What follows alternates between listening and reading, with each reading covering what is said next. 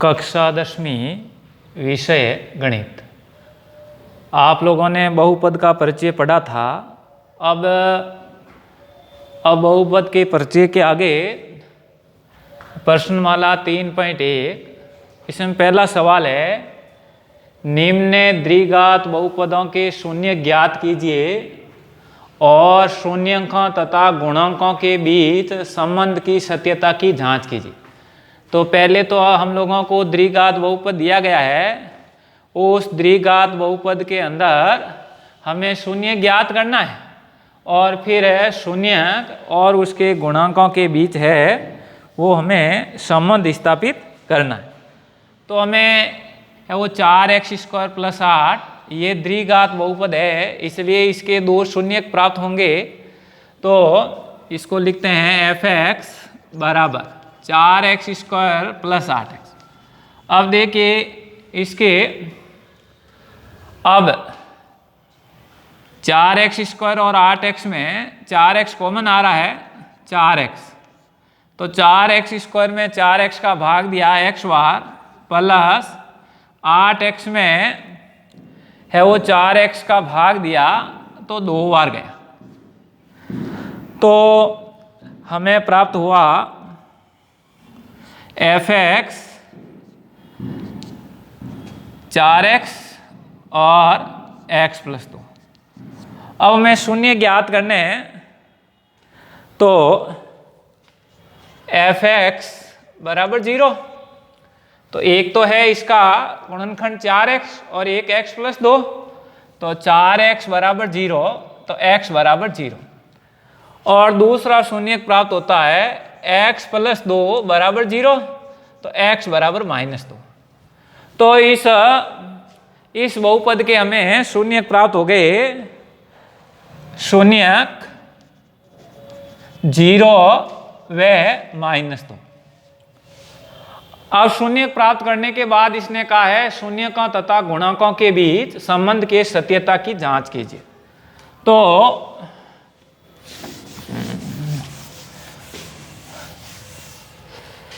इसके शून्यक 0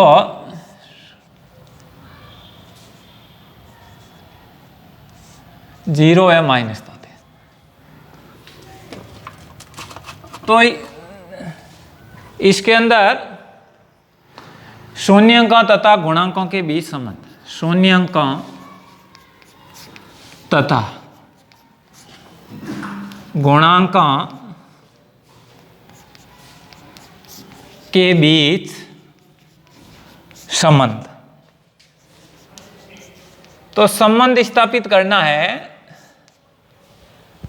तो देखिए हम लोगों ने बहुपद के परिचय के बारे में पढ़ा था, शून्यकों का योग और शून्यकों का गुणनफल।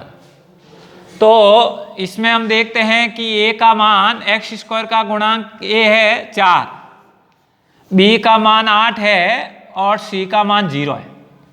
क्योंकि x² का गुणांक a होता है, x का गुणांक b होता है और c स्वतंत्र पद होता है। ये बहुपद का मानक रूप में हमने देखा था। अब शून्यकों और तथा गुणांकों के बीच का संबंध, तो शून्यकों का योग, शून्यकों का योग। तो ये हम लोगों के पास शून्य प्राप्त हुए थे दोनों, 0 और -2। तो 0 + -2 तो 0 - 2 = -2। अब दूसरा है शून्यकों का गुणनफल, शून्यकों का गुणनफल। तो 0 × -2 = 0। तो शून्यकों का योग को हम अल्फा प्लस बीटा और यहाँ अल्फा और बीटा ऐसा भी लिख सकते हैं। तो अब हम लोगों ने देखा था शून्यकों का योग अल्फा प्लस बीटा का मान कितना था, -b/a। तो b का मान कितना प्राप्त हुआ, 8। तो ये माइनस का माइनस, ये 8 और a का मान हमारे पास कितना है, 4। -8 में 4 का भाग दिया तो -2 बार। अब शून्यका का गुणनफल अल्फा इंटू बीटा सी बटा ए, तो सी का मान कितना है 0 और ए का मान कितना है वो 4, तो 0। तो हमारे को ये बहुपद के गुणांकों तथा शून्यकों के बीच है वो संबंध स्थापित हो गया। तो यहाँ हो गया शून्यकों का योग है वो -b बटे ए और शून्यकों का गुणनफल है c बटे ए के बराबर होता है। ये इस प्रकार से ये संबंध स्थापित करना है।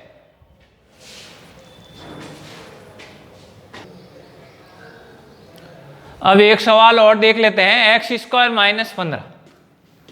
अब इसको मैं ऐसे लिख सकता हूं x स्क्वायर -√15 का होल स्क्वायर। अब क्योंकि हम लोगों ने a माइनस बी का होल स्क्वायर की सर्व समीकरण तो पढ़ी है, a स्क्वायर -2ab और प्लस बी स्क्वायर। इसी प्रकार a स्क्वायर -b स्क्वायर की सर्व समीकरण पढ़ी है, a प्लस बी और a माइनस बी। तो मैं a माइनस बी की भी सर्व समीकरण ऐसे लिख सकते हैं √a प्लस √b और √a माइनस √b। तो मैं a plus b a minus b, तो a माइनस बी के ये बराबर होगा। तो इसके अंदर अब दो वर्गों का अंतर है, तो दो वर्गों का जब अंतर है तो हम लिख सकते हैं a प्लस बी और a माइनस बी। तो x प्लस √15 और दूसरा x माइनस √15। अब इसके शून्य हो गए, x प्लस √15 बराबर 0, x बराबर -√15 और दूसरा x माइनस √15 बराबर 0, x बराबर या माइनस का है उधर गया तो प्लस का हो गया √15। तो एक माइनस का हो गया एक प्लस का हो गया, तो इसके दो शून्य हमें है वो यानी प्राप्त हो गए कि √15 प्लस का √15 माइनस का। अब है शून्य का तथा गुणांकों के बीच संबंध।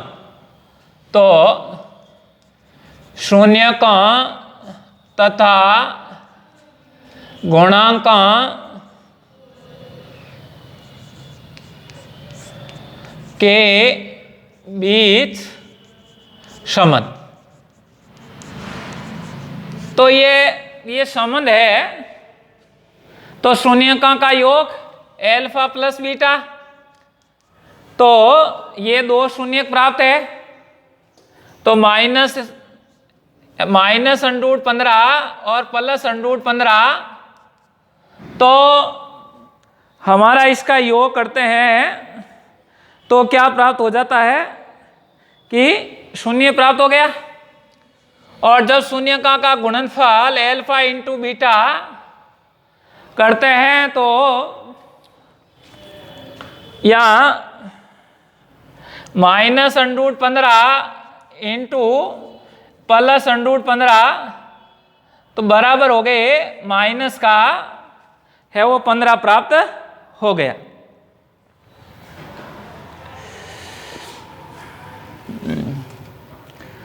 अब आपको पता है अल्फा प्लस बीटा का मान कितना है, -b बटा a। अब यहां देखिए x स्क्वायर का गुणांक 1 है तो a का मान 1 है, b का मान 0 है क्योंकि x का गुणांक है नहीं, और c स्वतंत्र पद है वो -15 है। तो अल्फा प्लस बीटा -b बटा a है, तो अल्फा प्लस बीटा -b बटा a है, तो b का मान 0 हो गया और a का मान 1 हो गया। इसका मतलब 0 प्राप्त हो गया। दूसरा शून्यका का गुणनफल c बटा a के बराबर होता है, तो c का मान -15 है और a का मान 1 है तो -15 में a का भाग दिया तो वो 15 प्राप्त हुआ। तो इस प्रकार से हम देखते हैं कि शून्यकों का योग है वो -b/a का मान के बराबर है और शून्यकों का गुणनफल है वो c/a के बराबर आया है। तो इस प्रकार से शून्यकों तथा गुणांकों के बीच है वो संबंध स्थापित है। शेष प्रश्नावली के सवाल आप लोगों को करने हैं वो जो बाकी बचे हुए हैं किताब के प्रश्न।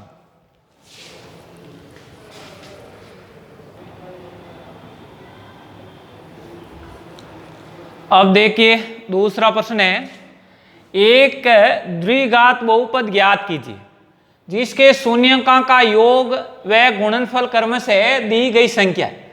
तो कहने का अर्थ हुआ कि हमें बहुपद अब ज्ञात करना है जब शून्यकों का योग दिया गया है और शून्यकों का गुणनफल दिया गया है। तो जब बहुपद में शून्यकों का योग दिया गया है और शून्यकों का गुणनफल दिया गया है तो हम बहुपद को इसके द्वारा है वो इस सूत्र के द्वारा हम बहुपद ज्ञात कर सकते हैं। f(x) बराबर के बड़ा कोष्ठक है वो बड़ा कोष्ठक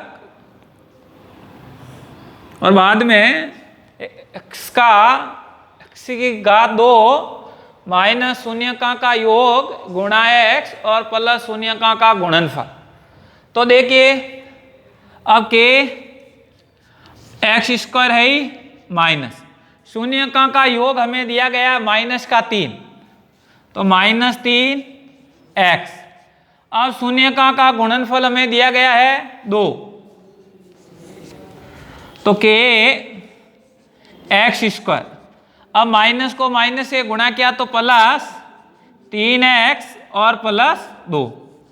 तो k है वो एक वास्तविक संख्या है तो k बराबर वास्तविक संख्या। तो हमारे को अभिष्ट बहुपद प्राप्त हो गया f(x) बराबर x² प्लस 3x प्लस 2। अब एक सवाल और ले लेते हैं।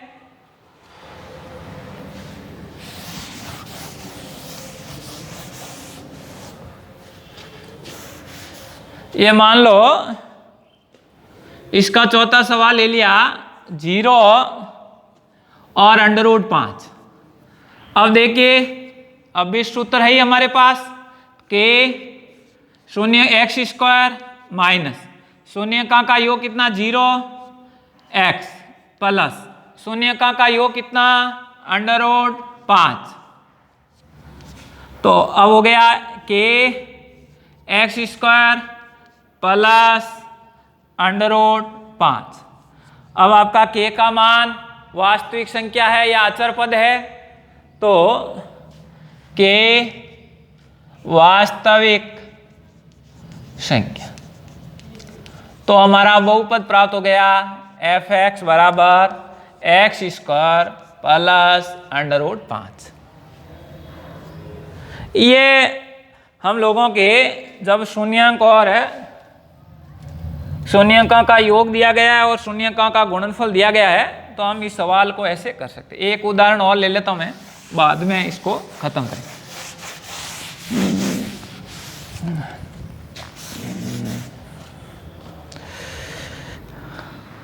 अब मान लो ले लिया मैंने 1/4 और 1/4।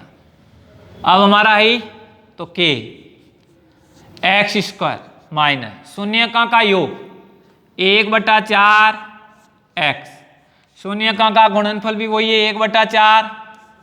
इसको सरल करते हैं k x² minus x/4 plus 1/4। तो अब हो गया k, इसमें 4 लसा पे आ रहा है। अब इसके नीचे कुछ नहीं, एक का 4 में भाग दिया, 4 बार गया, 4 को x² से गुणा किया तो ये हो गए 4x²। और ये माइनस 4 में 4 का भाग एक बार, एक को x से गुणा किया है x और प्लस 1, तो ये 4 यानी सबके नीचे है, इसका मतलब ये कॉमन आ गया, तो k/4 4x² minus x plus 1। अब इसका मान है वो नियंतांक है, इसका मान नियंतांक है यानी वास्तविक संख्या है, यानी k/4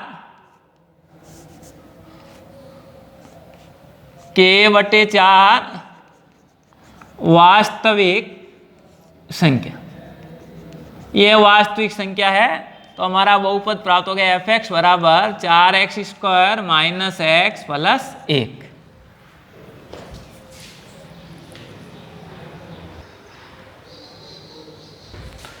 अब देखिए इसका एक सवाल और है, यदि द्विघात बहुपद f(x) बराबर x² माइनस 8x प्लस के शून्यकों के वर्गों का योग 40 हो तो k का मान हमें ज्ञात करना है।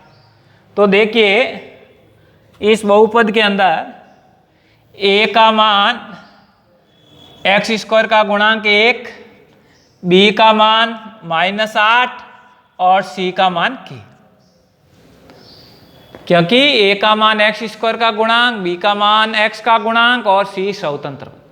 अब हम लोग जानते हैं शून्यकों का योग अल्फा प्लस बीटा बराबर था -b/a, तो अल्फा प्लस बीटा बराबर -8/1, तो अल्फा प्लस बीटा बराबर इसका मान हो गया -+8, ये समीकरण हो गया 1।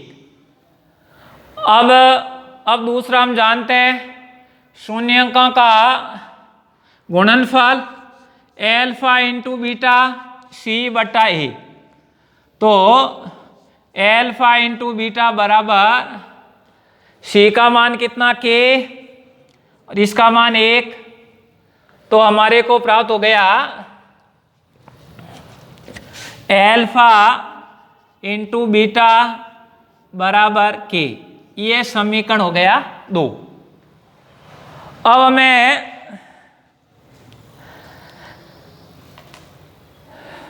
अब देखिए हमें प्रश्न में दिया गया है शून्यकों के वर्गों का योग, तो शून्यकों के वर्गों का योग है तो α² प्लस β² का मान है वो 40 है, ये हमें दिया हुआ है शून्यकों के वर्गों का योग। अब देखिए अब समीकरण 1 से, अब समीकरण 1 का दोनों तरफ वर्ग करने पर,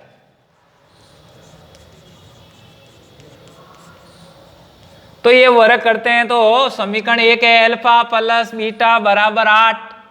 अब इसका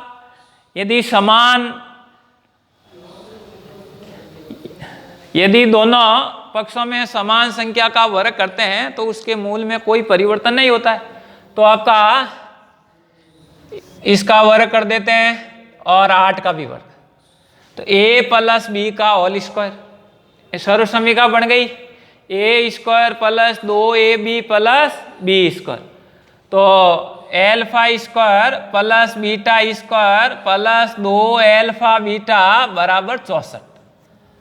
अब देखिए अब हमारा α² प्लस β² का मान भी ज्ञात है, अल्फा बीटा का मान भी ज्ञात है, तो ये समीकरण दे देता हूं 4। समीकरण 4 में समीकरण 2 व 3 का मान रखना,